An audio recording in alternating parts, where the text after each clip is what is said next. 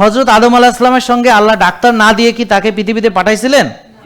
আর doctor বলতে গিয়ে এই পৃথিবীতে এখন যে এমবিবিএস ডাক্তার তাদেরকে বোঝেন, নাকি এরা যখন ছিল না তখনও কোনো ডাক্তার হয়তো ছিল পৃথিবীতে? আমার কথা বুঝতে পারছেন?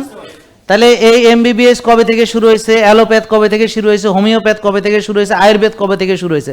তার আগে মানুষ কিভাবে সুস্থ থেকেছে? প্রশ্ন আসে না?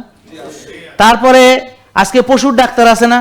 কিন্তু অ্যামাজন জঙ্গলে এই যে সিংহ আছে, হরিণ আছে, কত কিছু আছে, এখন ওদের চিকিৎসা কে করে?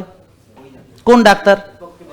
হ্যাঁ, সবার শরীরে একজন ডাক্তার আছে। একটা উদাহরণ দেই, আপনার হাড় ভেঙে গেছে, ধরেন আগের কোনো একটা মানুষ, যখন আমরা কল্পনা করি যে আমরা এখন 500 বছর পূর্বে চলে গেলাম, যেখানে কোনো এমবিবিএস ডাক্তার নাই, অর্থোপেডিক্স নাই, কিচ্ছু নাই, ঠিক আছে? এখন আপনার হাড় ভেঙে গেছে, তাহলে কি করবে তখনকার মানুষ? আপনাকে ওই যে কাইম টাইম দিয়ে এভাবে বেঁধে দিবে নাকি? এখন হাড় জোড়া লাগবে, তখন অ্যান্টিবায়োটিক কিন্তু নাই, খেয়াল করেন, বুঝেন নাই কথা? হ্যাঁ, তার মানে হাড় জোড়া লাগায় আমার শরীর, কথা বুঝেন নাই? কেটে গেলে জোড়া লাগে আমার শরীর। এখন যদি আপনার ইমিউনিটি ভালো না থাকে, আপনার অর্থোপেডিক্স ডাক্তার স্ক্রুড প্লেট বসায় দিলেও সেটা টেকবে না। এরকম দেখছেন না অনেকে? হ্যাঁ, তার মানে আমার ইমিউন সিস্টেম ভালো থাকা লাগবে।